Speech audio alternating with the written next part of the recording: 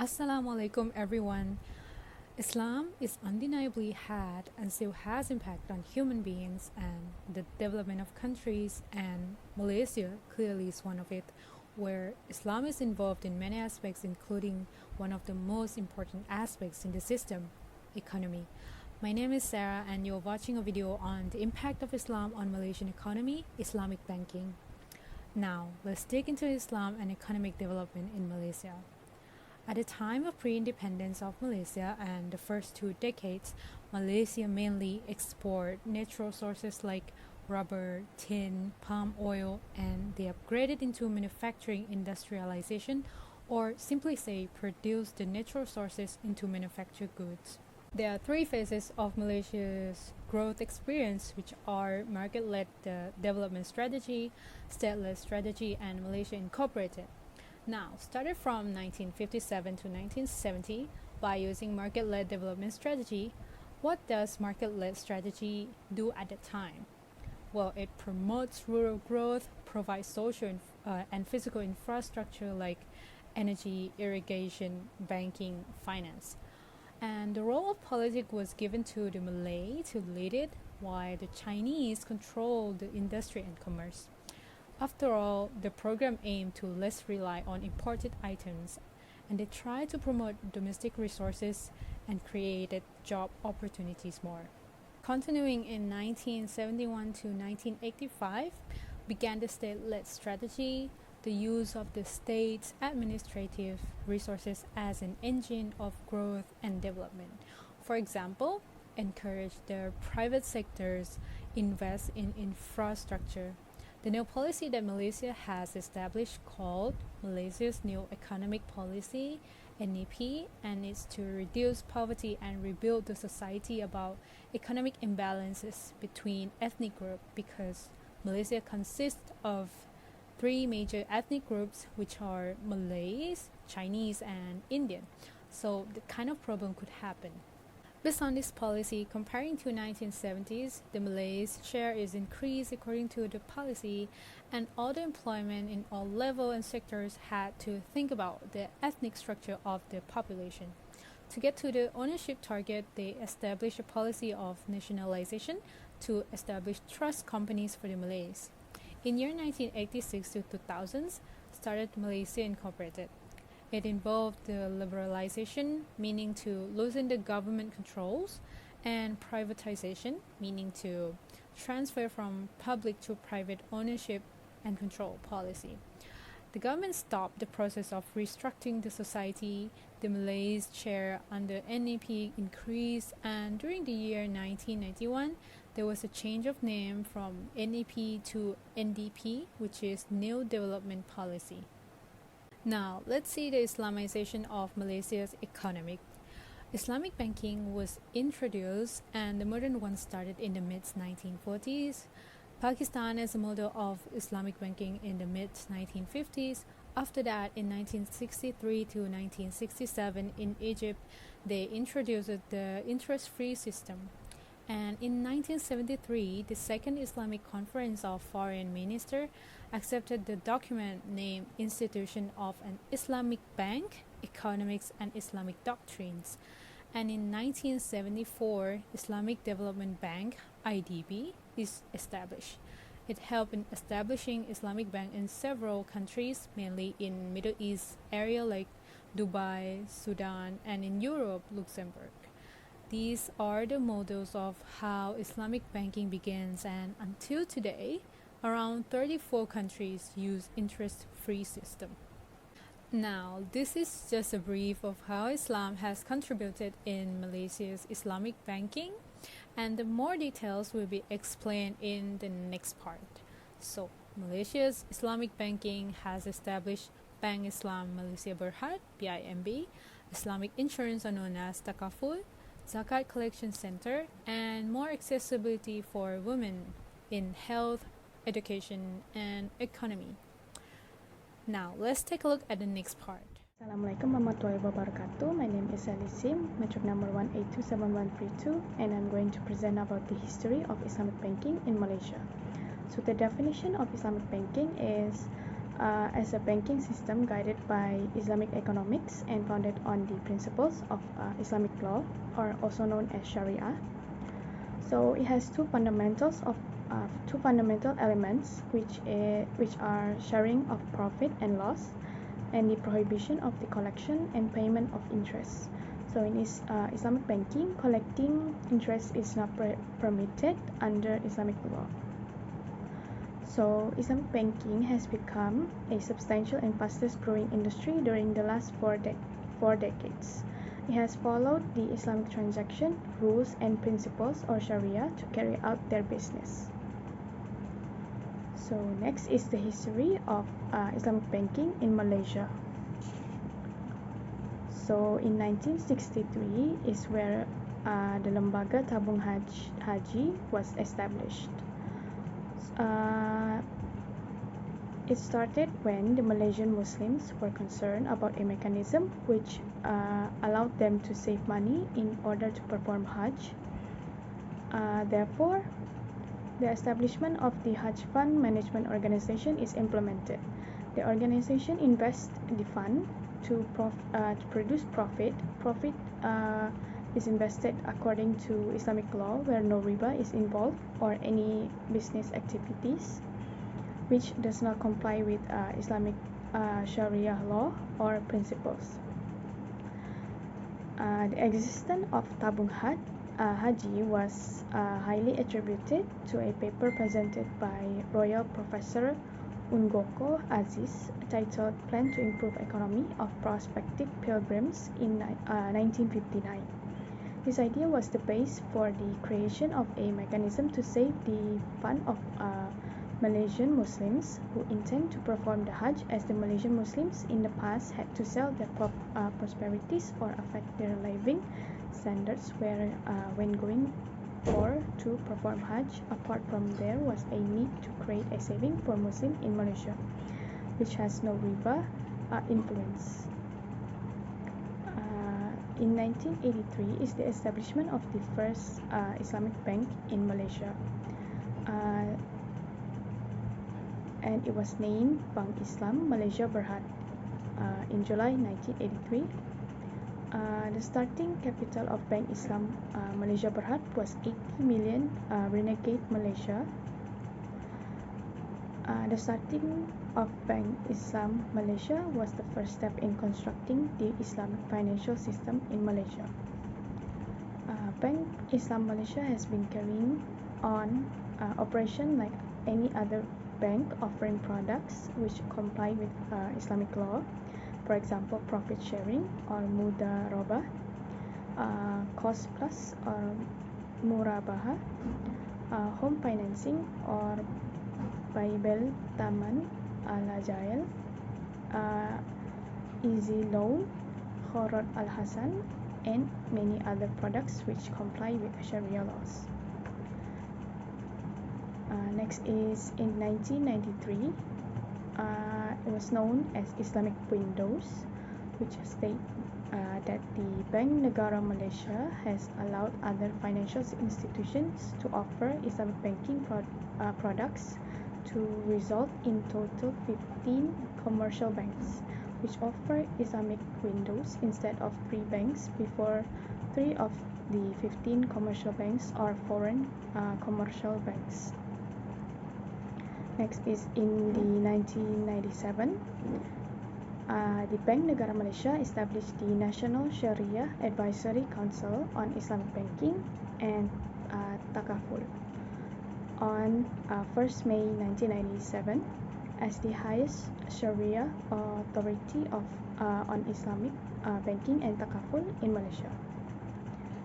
Next is in 1999, the outstanding progress of Islamic banking institution did not stop at the establishing of Islamic windows on 1st October 1999.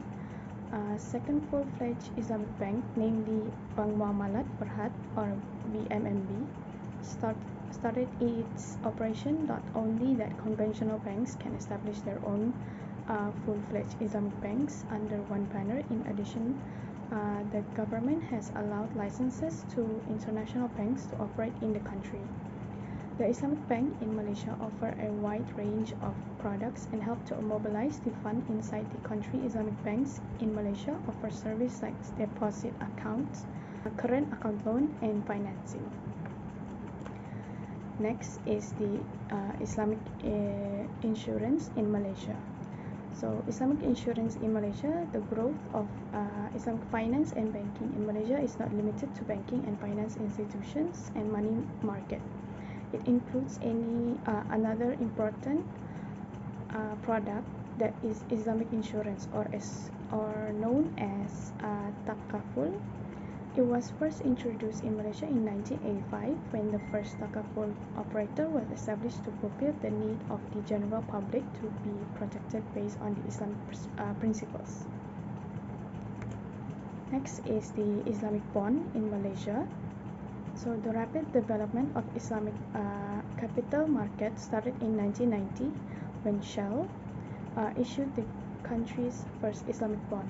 In 1994, Malaysia's first full-fledged Islamic stockbroking company is established. As the increasing attention for Islamic securities is observed by the Malaysian government, the Security Commission of Malaysia established the ICM unit, which comprises researchers trained in both Islamic law and Islamic finance.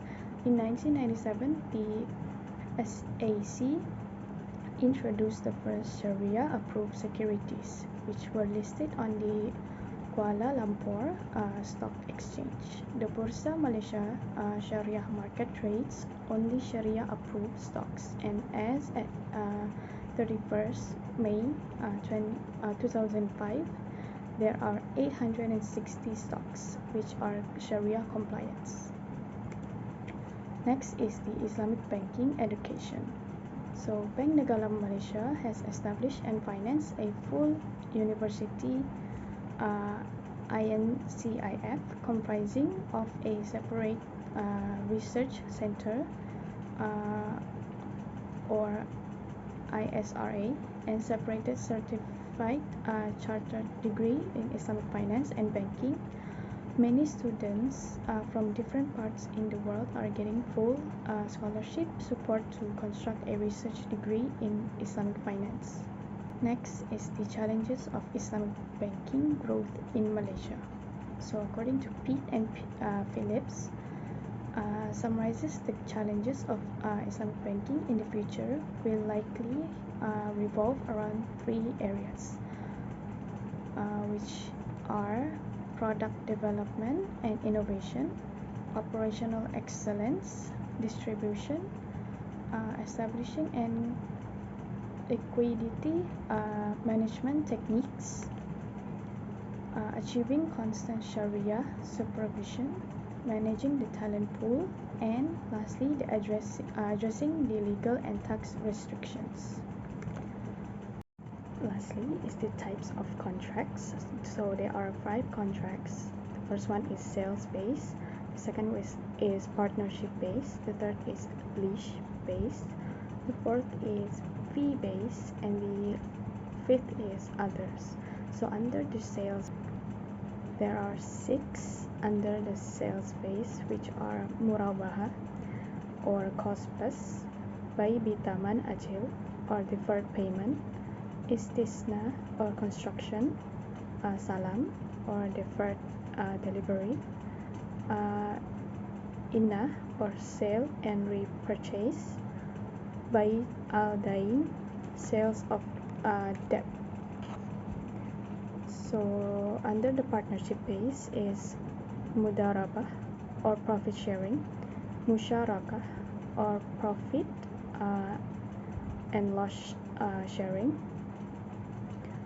and under the lease base is ijarah or leasing, and ijarah thumma bai, or it means leasing followed by sale. Under the fee base is wadiyah or safekeeping, and wakalah or agency, and lastly others are kafalah or guarantee, and hibah or gift. That's all from my part. I will pass it to the next presenter. Thank you and Assalamualaikum. Assalamualaikum warahmatullahi wabarakatuh. My name is Ismail Lorha. My metric number is 1721386. I will continue presentation on the impact of Islamic banking in Malaysia.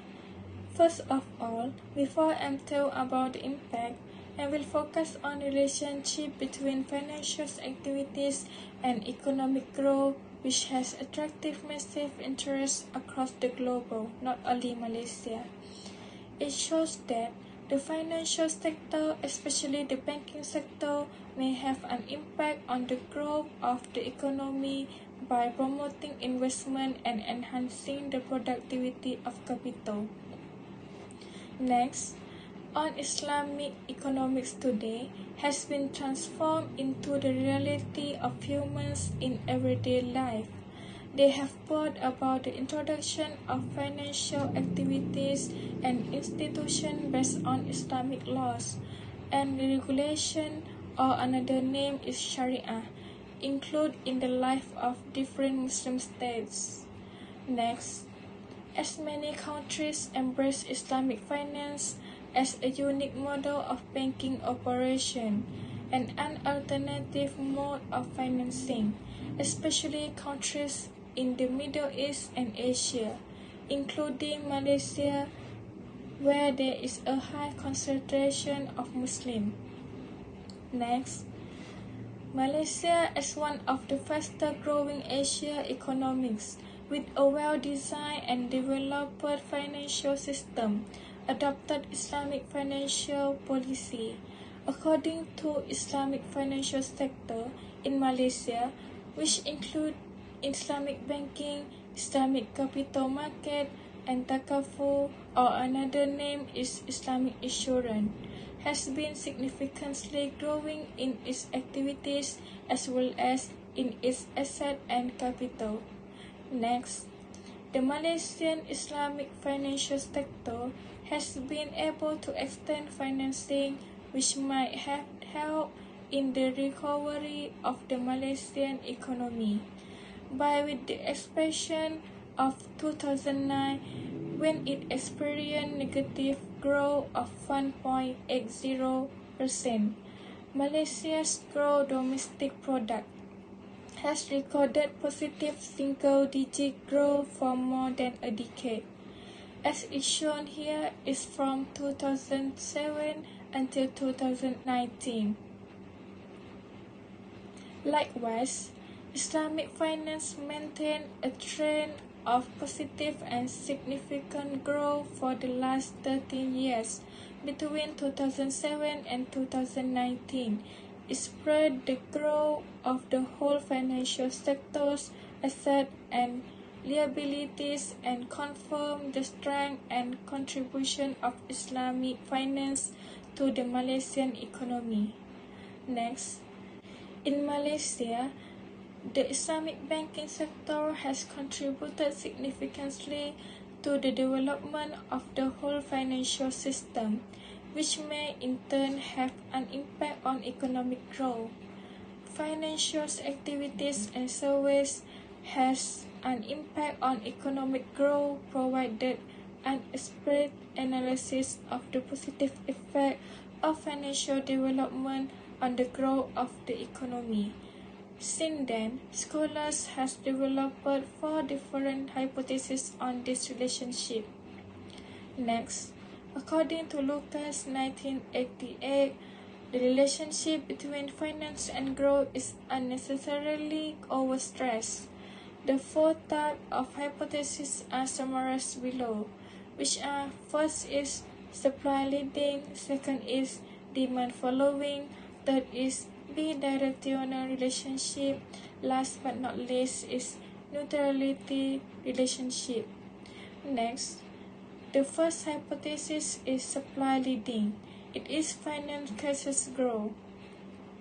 Supply leading or finance catches growth, it was originated by Schumpeter 1911 and was later advanced by Mackinnon 1973. Those models focus on the complementarity hypothesis, and by Shaw 1973, who discussed the deep intermediation hypothesis, based their agreement on the higher level of banks' financial intermediation because of financial liberalization, which proposed the growth of the economy. The second hypothesis is demand following. It is growth lead to financial development. Growth causes financial development and developed the hypothesis of demand following, focus on the relationship between financial development and economic growth. Economic growth positively influence financial activities within the economy, leading to increased financial development. Next, the third hypothesis is bidirectional relationship. It is finance and growth cause each other. According to this third hypothesis, the causal effect between finance and growth is mutual dependence, which means finance and growth cause each other. In underdeveloped countries, finance causes growth, and in developed countries, it is growth that causes financial activities. Last but not least, the last hypothesis is neutrality relationship. It is finance is not needed in the process of economic growth. This hypothesis is of no existing relationship between finance and growth. Under this hypothesis, finance is not needed in the process of economic growth. However, the foundation of those agreements central on the conventional setting of financial intermediaries where interest is the basis of the intermediation process. Moreover, in many instances, interest rate-based financial intermediation failed to finance the real economy of many countries, especially developing economies. Next, therefore, the principles of Islamic economics have been transformed from theory to practice with the introduction of interest-free financial intermediaries, where the concept of trust and the sharing of profit and loss are the underlying base of financial intermediation. Islamic financial activities, like those of conventional finance institutions, comprise deep financing, for example, through murabahah, but also include equality financing, as mudarabah and musyarakah is the unique characteristic of Islamic banking and finance, underlined by the Islamic economic principle of profit and loss sharing. That is all from us. Thank you and Assalamu alaikum.